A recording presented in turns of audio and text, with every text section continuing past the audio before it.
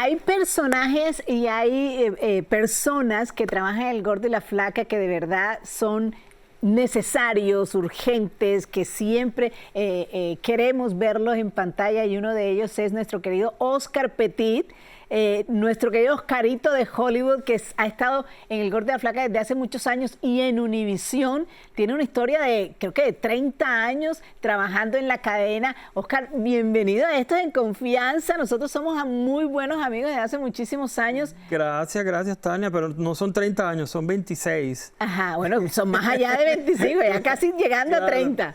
Claro. Bueno, gracias por tenerme aquí haciendo En Confianza, porque se siente uno como raro. Uno siempre es el que hace las preguntas, y ahora ser el entrevistado, pues es raro, pero estoy feliz y gracias por este detalle. Pero imagínate, Oscar, su primera participación en la televisión, en Univisión, fue nada más y nada menos que en Sábado Gigante. Así es. O sea, ¿cómo fue esa historia, Oscar? Tú siempre querías estar en la televisión. Bueno, yo empecé mi carrera en Venezuela. Soy venezolano, para aquellos que creen que soy mexicano o de otra nacionalidad. Soy venezolano, y en Venezuela yo me gradué de periodista y trabajé en Niños Cantores de Lara, que era un canal de la iglesia, y luego pasé a Radio Caracas Televisión. Por situaciones, pues, tomé la decisión de emigrar y venirme a Estados Unidos, y hice lo que todos los emigrantes hacen: lavé platos, estacioné carros, corté gramas, etcétera, y siempre con la idea de volver a entrar en televisión. Entonces yo en ese momento tenía un roommate, ¿verdad? Y me dice él: ay, yo quiero ir a cantar en el Chacal de la Trompeta. Y le digo yo: ay, sí, dale, vamos para allá, porque es la única manera que podemos entrar al edificio Univisión y así ver quiénes son los productores. Entonces, obviamente no teníamos carro, tomamos como 15 autobuses, sin exagerarte. Llegamos tarde. Cuando llegamos, dice la productora: no puede cantar porque no ensayó. Pero bueno, ya que están aquí, tome, nos pegan los nombres a cada uno y nos sentamos en la audiencia. Ese día Don Francisco estrenaba un concurso que se llamaba de cosas raras, talentos raros de la gente, qué sé yo. Y entonces pues tenían ya sus personas que iban a competir, y presentan el primero: fulano que se suena la oreja y bla, bla, bla, bla, hacía. Fulano que mueve los lentes aquí con los ojos, bla, bla, bla. Y el otro: no, yo parto el bloque en candela con la mano. Y el hombre le daba: ¡hija! Y nunca se partió el fulano bloque. Don Francisco se puso muy molesto porque él pensaba que ese segmento tenía que ser muy divertido. Ajá. Y no lo fue, porque el público así se estaba mirando. Entonces, cuando se van a comerciales, él se viene a la audiencia y dice: ¿quién se quiere ganar un billetico aquí en el programa? Porque esto no sirvió para nada. Claro, con otras palabras, ¿no? Ajá. Esto no sirvió para nada. Yo, tímido como soy, ya tú sabes, yo levanté la mano. Y dice él: ¿qué sabe usted hacer? Y yo: pues yo hablo al revés. ¿Cómo habla usted al revés? Le hablo al revés a él, ¿verdad? ¿Qué le dijiste? No, ni me acuerdo qué le dije, yo inventé, yo le dije ahí cualquier cosa. Él se echa a reír y se va. Comienza la grabación y él viene caminando y dice: bueno, si usted quiere ganarse un dinerito aquí, como este muchacho, y rácata, me levanta así como dicen on the spot. Que dice que habla al revés. ¿Cómo es que usted hace? Le hablo al revés a la audiencia, bla, bla. Él se echa a reír, toda la gente se rió. Cuando dicen: bueno, vamos a ver quiénes son los ganadores, agarran al de la orejita, al de los lentes y al de los bloques. Nunca lo llamaron, porque como nunca partió, la productora me dice: tú, ven acá. Y me llama y yo bajo. Y a ver, ¿quién me vota por este? Por el que habla al revés. Se lo ganó. Y ¡pam! Me gané $600 que me entregó Lili Estefan, por cierto. No te Ella era la puedo modelo. creer. Después hicieron una gran final, volví a ir, le digo a la productora: no voy a hablar porque ya hablé, eso no tiene chiste, voy a cantar. ¿Y tú cantas? Le digo: pues si yo hablo, puedo cantar. Entonces me dice: ¿qué vas a cantar? Le digo: no sé, tú dime. Cántate una canción mexicana, porque esta audiencia de nosotros es mayormente mexicana. Y yo canté allá en el Rancho Grande. Hazlo, di Gordo y Flaca al revés. Dogor Cafla. Dogor Cafla. Di, para que aprenda la gente. Vamos a enseñarle. Di roca. Roca. Dilo varias veces. Roca. ¿Qué suena? Ajá, carro, pero eso es fácil. Bueno, pero ya hacer una frase que será certificar para Danasan. Es muy fácil, todo lo que tienes que hacer es practicar, nada más. Y bueno, me gané con las 2 participaciones $1,200 que me ayudaron muchísimo. ¿Qué hiciste con esas plata? Pues yo ni me acuerdo, yo tenía apenas 3 meses de haber llegado de Venezuela. Entonces ese dinerito me cayó fantástico. Y bueno, eso lo pusieron en Don Francisco y qué sé yo. La gente me destruyó porque decían que había hecho el ridículo, que yo... ¿No había redes sociales en ese momento? Así que no, sí había. Había los chats de estos. Los foros. Lo que pasa es que te cuento, ese video yo no tuve acceso a ese video. Ese video está posteado en YouTube por alguien que lo subió. yo no lo subí. Porque cuando don Francisco cumplió 50 años, él hizo un segmento de los talentos de Univisión que habíamos sido en cierta manera tocados por él. Y ahí estuvo Pamela Silva, Carlos Calderón, Tony Andrade, y pusieron esa parte mía. Entonces alguien agarró ese video y lo subió en YouTube. Entonces la gente empezó a, tú sabes, los haters, a decir que yo había hecho el ridículo, y yo después lo posteé y dije, ¿saben qué? Gracias a ese ridículo yo entré a Univisión, gracias a ese ridículo me gané $1,200 que me sirvieron de mucho, y gracias a ese ridículo estoy trabajando con Lili Estefan, que fue la que me dio el dinero en esas 2 oportunidades. ¿Qué fue eso que pasó en Venezuela para que tú decidieras irte a los Estados Unidos? Fue un tema político, porque yo trabajaba para Radio Caracas Televisión y tuve un problema con el gerente de la estación donde yo trabajaba, precisamente por algo político. Entonces yo entrevisto a ese ministro por el cual yo tuve el problema, y el ministro me dice, no hombre, déjalo ahí, renuncia y te vienes a trabajar conmigo en el Ministerio de Transporte y Comunicaciones. Yo renuncié a Radio Caracas y me fui a trabajar al Ministerio de Transporte y Comunicaciones. Y yo no sé si fue una bendición o fue una maldición haber trabajado ahí, porque si lo veo de una perspectiva positiva, para mí fue una bendición, porque cuando yo entro allí, que veo tantas cosas de corrupción, dije, esto no es para mí. Cuando renuncio me empiezan a explotar las llantas del carro, me partían los cristales, llamaban haciendo amenazas a mi familia. Obviamente cuando agarraba a mi mamá o mi hermano no hablaban, pero solamente cuando contestaba yo. Entonces yo ahí en ese momento dije, ¿sabes qué? Me voy. En Venezuela todavía no había entrado el gobierno de Chávez. Yeah. Y entonces dije, agarro mi maleta y me vine con una maletica sin hablar inglés, sin conocer, nunca había viajado a Estados Unidos. Una persona supuestamente nos iba a recoger en el aeropuerto, esa persona nunca apareció. Y me tocó irme a los moteles que están por aquí, por la 36, que ya sabes qué tipo de moteles son. Y la primera noche fue muy curioso, porque la primera noche que yo llego, yo no fumo. Y el cuarto donde yo me quedé estaba todo picoteado de cigarrillo, olía muchísimo a cigarro. Y yo le digo a mis acompañantes, le digo, ¿sabes qué? Vámonos de aquí porque me va a dar el asma que nunca, hace mucho rato no me da. Me dice, no, ya pagamos. No, tranquilo, yo lo pago. Nos fuimos al del frente, que se veía un poquito mejor porque tenía más neón. Pero bueno, ahí me acuesto y estoy dormido y de repente siento algo que me camina por aquí por un lado y yo hago así, y luego siento que ¡pah!, que me muerde algo y yo hago así, pum, cae algo al piso, me levanto a ver, era una rata de este tamaño que me mordió en la cabeza. Y ese fue mi bienvenida a los Estados Unidos, a las 3 de la mañana con una antirrábica, antitetánica y anti no sé qué, porque la rata me mordió y me sacó sangre en la cabeza. Ay, Dios mío. Sí. Oscar, pero tú eres el hombre de las 1000 historias. Yo siempre digo, a Oscar le pasa de todo, a él y a Raúl de Molina le pasa de todo, ¿no? De todo. Sí. Pero ¿cómo fue? Yo sé que para ti, tú eres un hombre muy familiar, ¿no? Tu mamá para ti es todo. Separarte de ella fue muy difícil. Sí, claro, fue difícil, pero siempre yo he tenido no sé si la visión o de ir más allá, o sea, de ir por mis sueños. Yo soy hijo de padres divorciados, mi papá se divorciaron cuando yo tenía 6 años, entonces nos mudamos de una ciudad a la otra con mi mamá. Yo me mudé con mi mamá de una ciudad a la otra, de una ciudad a la otra. Cuando ya esa ciudad yo sentía que ya no había más nada que hacer y que ya me aburría, nos mudábamos a otra ciudad más grande. ¿Tú eres el que lo decidía? Sí, yo le decía a mi mamá, yo viví en Guanare, que Guanare es un pueblo pequeño en Venezuela. Cuando en Guanare cerraron el cine, que era lo único que nosotros salíamos a divertirnos, yo le dije a mi mamá, vámonos de aquí. Ya esto no me gusta porque no hay cine. Entonces nos mudamos a Carigua. A Carigua, mamá, ya me gradué, vámonos. Oye, y por ejemplo, ahora que mencionas el cine, siempre te apasionó el cine, o sea, el mundo del entretenimiento te gustaba, la televisión de por sí te gustaba, pero ¿el cine te gustaba? ¿Por eso te convertiste en Oscarito de Hollywood?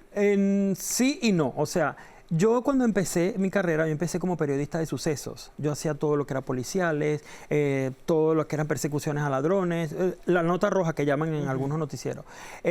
Cuando llego acá, hice noticias, narré noticias en NBC y también trabajé en el Weather Channel. No como meteorólogo, porque no soy meteorólogo, sino dando noticias relacionadas al weather. Okay. Y cuando entro a Univision no había nada para mí en el departamento de noticias, entonces tuve que empezar de cero haciendo como coordinador de audiencias del Blablazo. Entonces ahí fue cuando yo entré al área de espectáculos, porque yo nunca había trabajado en entretenimiento y acepté empezar de cero porque era un área que yo desconocía. Entonces yo empecé en el Blablazo, luego pasé a Despierta América. En Despierta América me dieron la oportunidad de ser reportero Y allí creé todo lo que fue el segmento de cine. Yo fui el que traje toda la parte del cine de Hollywood acá en la parte latina. Y ahora en Gordo y Flaca pues sigo haciendo mis reportajes de cantantes, de actores, pero mi segmento específico es Oscarito de Hollywood, que lo amo, lo adoro porque me ha permitido viajar por todo el mundo y conocer gente de todo tipo. ¿Cómo es la historia de que tú entrevistas a todos los actores de Hollywood, haces este segmento maravilloso, pero tú no hablas inglés? Yo no es que no hablo, tampoco es que soy el más erudito y el que hablo perfecto inglés, porque no, mi inglés es de lápiz, pencil, pluma, pen, ventana, window y portador. Exacto. Pero como te conté la historia de la rata que me mordió la cabeza, ¿verdad? A mí me costó mucho entrar en Univisión. A mí me cerraban las puertas, yo salía llorando en el parqueo, pero yo soy terco. Entonces yo me metía, esto es algo que yo me creé psicológicamente para tratar de sobrellevar eso. Yo me inventé que por cada no que me decían, yo tengo 50 sí de bonus en mi cabeza.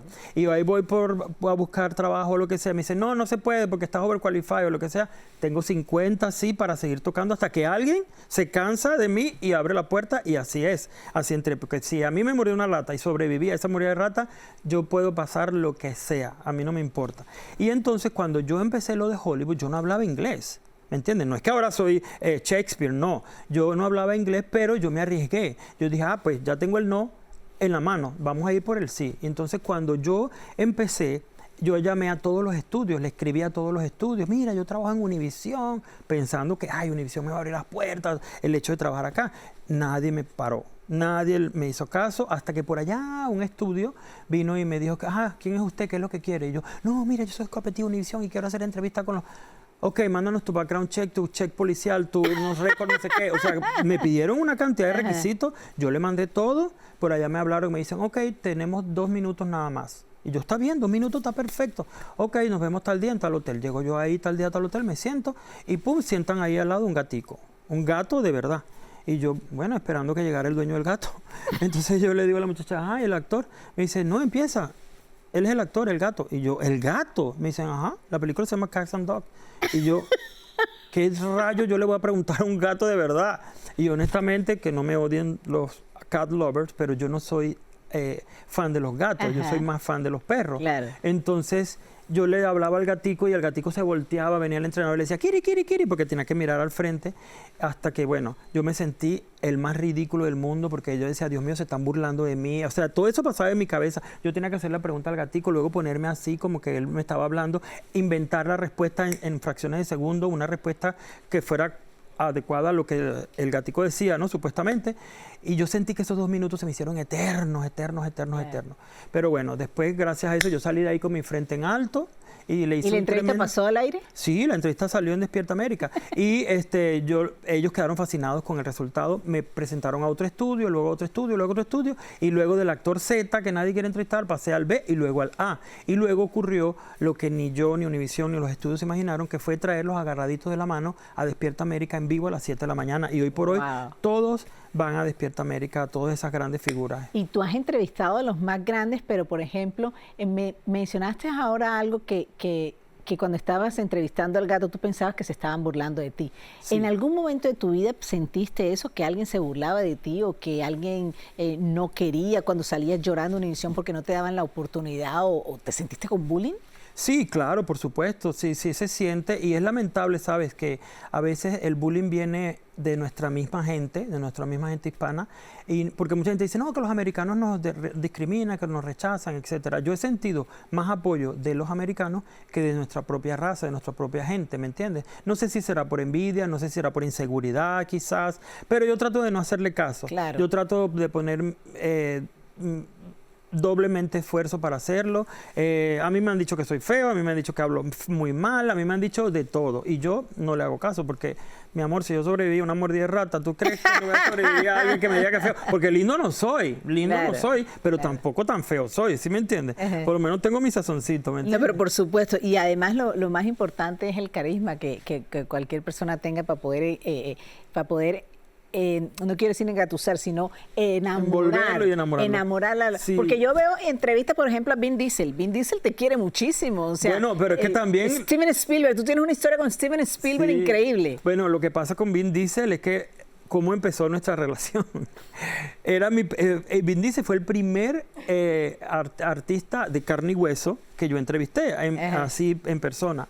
Entonces, cuando yo fui a esa entrevista, una productora que trabajaba ahí se entera de que yo voy a entrevistarlo a él y me dice, ay, yo quiero ir contigo, yo quiero ir contigo. Le digo, bueno, no sé si te van a dejar ir porque tú no trabajas en mi área.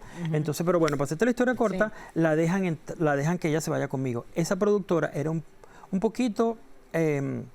¿cómo digamos? ¿Pasada de peso? Pasada de peso, un poquito pasada de peso, ¿no? Cuando ella llega, supuestamente la razón por la que ella iba era para ayudarme con el inglés, porque yo no hablaba perfecto inglés, ¿no? Entonces ella sí. Ella se sienta en una silla de director al lado mío, ¿verdad? Y cuando ella se sienta, la silla hace crack, crack, crack. Y le dicen los de la producción, ay, si quieren cambien de silla porque la de Oscar es de metal, es un poquito más fuerte y tú dale la de madera a él. Nos cambian la silla, yo me siento en mi silla de director, la que ella tenía, y empiezo yo mi entrevista con el hombre así, tacatá, tacatá, tacatá. Yo sentía que yo estaba sentado por mucho tiempo de la misma manera. Entonces yo dije, no, yo tengo que cambiar de, no sé, poner la pierna acá, hacer algo para que se viera diferente en edición. Y cuando yo hago así para cambiar la pierna, la silla... ¡Prá! Se quiebra y caigo yo al piso. Y entonces él se para, wow, ¿qué pasó? What happened? Y me levanta, me carga, no sé qué.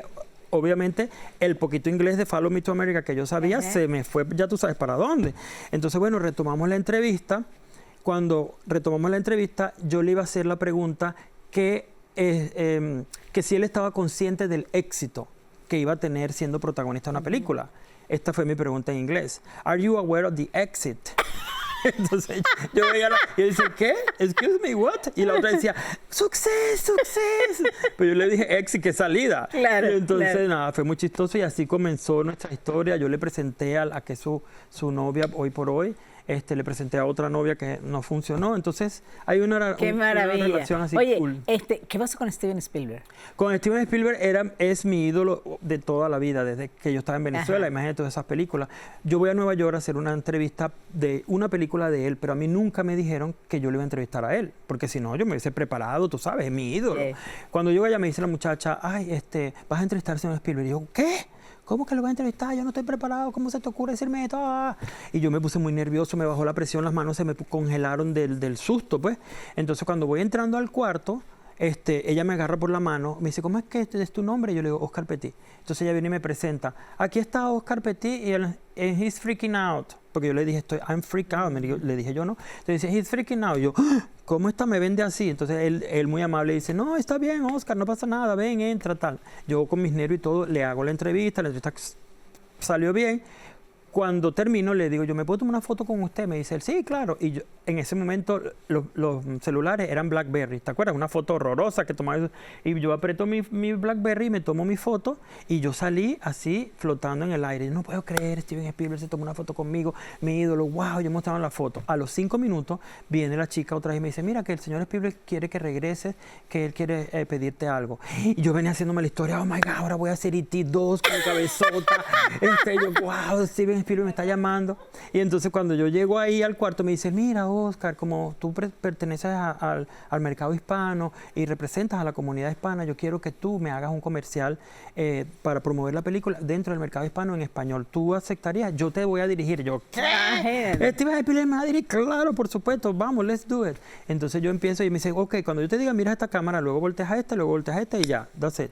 No me preguntes qué yo dije, Tania, porque no me acuerdo. Yo sé que yo pam, pam, cuando él me dijo acción, yo pam, pam, pam, yeah, la emoción, aplauso, vengo yo y lo abrazo y le doy un beso y le digo Merry Christmas. Pero en ese mismo momento me acuerdo que el hombre es casi que el papá de los judíos, es supremamente judío y los judíos no celebran la Navidad. Entonces yo, la regué. Entonces yo, Merry Christmas, Happy Holiday, Happy Holiday. It's okay, Oscar, Merry Christmas, Happy Holiday, no pasa nada. Y yo salgo de ahí temblando y le digo, no puedo creer que le dije esto a Steven Spielberg.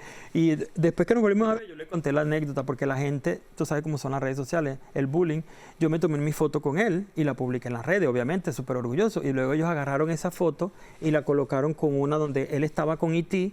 y otra conmigo y pues decían, busquen las 7 diferencias.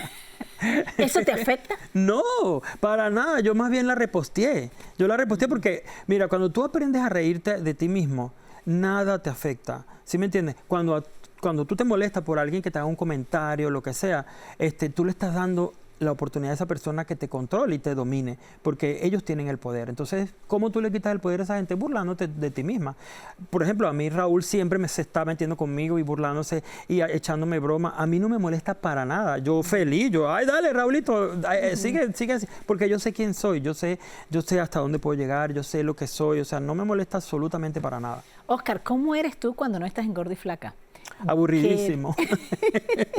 Oscar no toma, Oscar no toma ni café. No soy aburrido por eso. Lo que pasa es que gracias a Dios y gracias a este trabajo que amo con toda la pasión y locura, y bueno, tú lo sabes, viajo mucho. Entonces, generalmente viajo los fines de semana. Ajá. Cuando no estoy viajando los fines de semana, trato de descansar.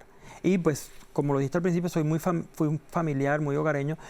Cuando no estoy descansando, yo me voy donde mi mamá, comparto con ella, con mi hermano, con mis 2 perritos, que ella me los está cuidando. Y no soy de salir a discoteca, porque como no bebo, sí me gusta bailar, pero no bebo, no fumo. Entonces yo lo que hago es ir a conciertos, ir a no sé, a obras de teatro. Tu mamá es tu fanática número 1. Y mi bullying también. Y tu bullying número 1. Sí, mi bullying también. Pero hace un par de años tú viviste una situación dura con tu mamá, ¿no? Durísima. Sí. O sea, tu mamá fue diagnosticada y tú llegaste a pensar, yo me acuerdo que era, muy fuerte, que era el final. O sea, ¿cómo viviste tú eso, Oscar? Fue muy fuerte porque mi mamá lo es todo para mí.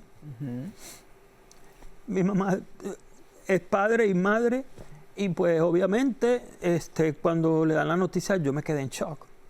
Me quedé en shock porque es como que lo único que me queda. Mi papá falleció hace unos años y pues imagínate que te dicen eso. Mi abuela murió de cáncer, mi tía sufrió cáncer, varios familiares han muerto de cáncer. Entonces ella... que me dijeran a mí, no, tu mamá tiene esto, fue de verdad terrible, porque yo pensaba, Dios mío, ¿y ahora? Con su edad, con todo, pero gracias a Dios se lo descubrieron muy a tiempo, le hicieron su operación y pues gracias a Dios ella está con vida, se pudo salvar, pero para mí hubiese sido, tú sabes, no sé qué hubiese pasado si yo la pierdo a ella, porque mi mamá lo es todo. O sea, mi mamá es padre. Perdón. Tranquilo. Mi mamá es padre y madre y es la que me ha enseñado todos estos valores, todo el trabajar, el ser dedicado con tu trabajo, el ser una persona honesta, transparente. Todo eso se lo debo a ella, ¿me entiendes? Entonces, pues, si hubiese sido, no sé, qué hubiese pasado. Mi mamá está aquí viviendo conmigo desde los 3 meses que yo me vine. Se vino ella de Venezuela porque ella literal, yo no puedo vivir sin ella y ella no puede vivir. Exacto. Tenemos esa tú sabes, esa relación así estrecha. Y tú amas a tus sobrinos también con locura. Claro, yo los he criado a todos, no los voy a amar si los he criado, me sacan canas verdes. Pero, ¿te gustaría a ti ser papá? Claro, por supuesto. Yo quiero tener 2 hijos, ¿verdad? Quiero tener niño y niña, o lo que Dios me dé, pero quiero tener niño y niña. Y pues he estado viendo las maneras para tenerlo, porque quiero darle a ella esa alegría, ¿me entiendes? Ella cada rato dice, no, que yo me voy a morir pronto, no, que yo, mamá, cállate, no digas esas cosas. Yo, no, tú te vas a morir de 120 años, no, ¿qué? Que tú estás loco, no sé qué, ¿no? Pero sí es algo que yo quisiera y pienso, pues, hacer. ¿Qué alternativas has visto? Pues he visto lo de la subrogación, también tener una pareja que decida estar conmigo y tener hijos, ¿me entiendes? O sea, he visto varias alternativas, pero sí me gustaría. Inclusive le pregunté una vez a Ricky Martin cómo fue su proceso, le pregunté al director de la revista People y a varias personas que ya me han contado cómo ha sido ese proceso. Pero es bastante ¿Cómo te imaginas de costoso. papá? Muy consentidor. Yo en mi infancia tuve una infancia un poco diferente a las demás infancias, a las demás personas, porque al ser hijo de padre divorciado, yo vivía 1 año con mi mamá y 1 año con mi papá. Entonces, la vida en el lado de mi mamá era completamente diferente a la vida al lado de mi papá.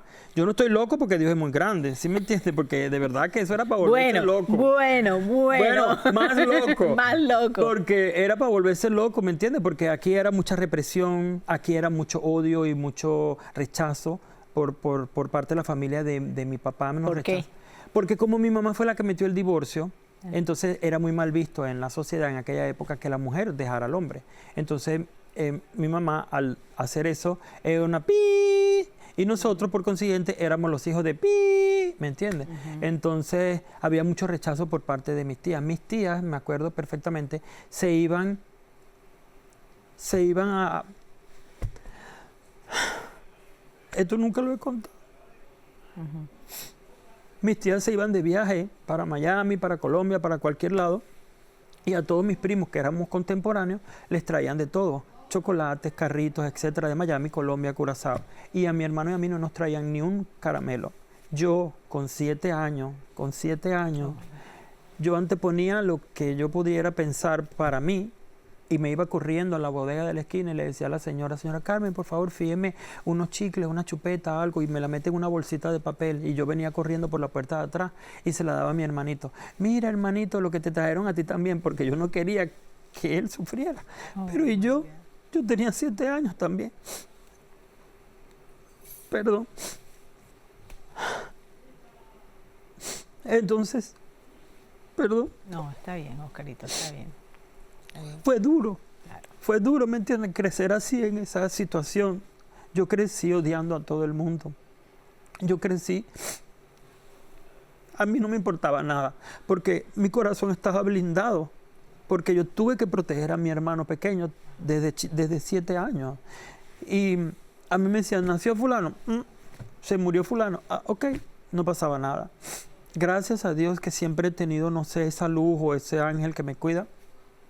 Y cuando entré en la universidad, yo dije, yo no puedo seguir así, porque yo odiaba a todo el mundo. Yo, no decir odiar, yo no sentía nada por nadie. No tenía sentimientos. No tenía nada, no. Entonces fui a hablar con la psicóloga de la universidad y ella me recomendó que hiciera teatro. Porque el teatro te ayuda a sacar todas las emociones a través de unos personajes, te ayuda a sacar las emociones, y eso fue lo que yo hice, para poder reconectarme con mis emociones, para poder descubrir que era alegría, que era felicidad, que era tristeza, que era todo. Y ahí es cuando empiezo yo a hacer teatro. Por eso me meto yo a hacer teatro. ¿Y hoy cómo es tu relación con tus tías y tus primos? Bien, porque como soy periodista famoso. No, bien, o sea, normal, pues, normal, bien, sí, ellas ¿Llegaste a perdonarlos? Es decir... Sí, porque parte de la... ¿Y tú alguna vez les dijiste a ellos, oye, mira lo que me hiciste a mí cuando tenía 7 años? No, porque no tuve la oportunidad. Porque inclusive cuando yo me gradué de la universidad, mi mamá tuvo que sacar el título mío y llevárselos para mostrárselos a ella de que yo me había graduado de periodista. ¿Porque no creían o qué? Porque ellos decían que era mentira, que yo lo que estaba en la universidad era tratando de quitarle dinero a mi papá. Porque mi papá me pasaba una mesada, de repente mi papá dejó de enviarme la mesada y no llegaba nada. Me decía, voy el martes, voy el miércoles al banco y nada, hasta que yo me cansé y le dije a mi mamá, ¿sabes qué? No sigo en este plan porque estoy perdiendo mucho tiempo. Entonces, yo, gracias a Dios, me dieron una beca de teatro en la universidad y con esa mantuve y me saqué mis estudios, además de lo que mi mamá me apoyaba, pues. Entonces, yo me gradué, empecé inmediato a trabajar y casi que de inmediato me vine para acá, para Estados Unidos. Entonces, cuando yo tuve la sesión con la psicóloga, eso fue lo primero que ella me dijo, que yo tenía que perdonarlos a ellos, perdonar a mis padres, porque esa fue la manera como los criaron a ellos, y perdonarlos a ellos también, porque tienes que quitarte ese peso de encima. Claro. Entonces, si no porque si no vas a vivirlo, ella dice, lo interesante o lo bueno que debe pasar aquí es que tú no repitas esas conductas. Y por eso el teatro a mí me ayudó muchísimo, y es otra pasión que yo tengo, ser actor de teatro. Oscar, ¿cuántos pares de zapatos tienes? ¿Cuántos pares de zapatos tengo? Pues mira, más que pares, tengo muchos, no sé cuántos, tengo como 37, pero más que zapatos me encantan son los perfumes. Yo colecciono perfumes. Y algo que no les he contado y que te voy a contar aquí, cuando yo estaba, para que veas que sigo siendo loco, pero cuando yo estaba estresado o cuando yo estoy estresado, me da con ir a comprar interiores. Y he tenido hasta 300 interiores, pero no cualquier interior, vamos a suponer, tiene que ser en una tienda de las baratas, ¿verdad? Como, no puedo decir la marca, pero tiendas que revenden cosas o que venden cosas de marca. Y cuando yo compro una caja que trae 3, 4 interiores, no sé, Versace, Armani, que me costó $19, no sabes el placer que me da. Porque digo, mira lo que compré, le quité plata a esta gente, porque los interiores son carísimos de esas marcas, son muy caros. Y yo me los compro y que traen 3 o 4 y ya, un día mi mamá me dice, Oscar, tienes 300 interiores. interiores sin estrenar ahí en la gaveta. Bueno, ya ahora le bajé a los interiores, ahora es con los perfumes. Tengo 40 y no vamos a contar, jamás se quedará para la incógnita de todos qué es lo que pasa con los wipes de Oscar Petit, no señor. Se lo pueden imaginar. Oscar, muchísimas gracias, sigue siendo así, no cambies de verdad porque nos diviertes muchísimo, los cuentos de él son extensos, nosotros cuando él empieza a echar un cuento, me dicen, cállate, ¿lo puedes por favor resumir? Aquí resumí. Porque un cuento de Oscar Petit que debería durar 5 minutos lo hace en 35. Pero Oscar, muchísimas gracias. No, gracias a ti, mi vida. Sabes que te admiro mucho, que eres una gran profesional. Te quiero mucho porque eres un gran ser humano y feliz y bendecido de que hayas pensado en mí para esta entrevista. No, faltaba más, por supuesto. Te quiero. Love you.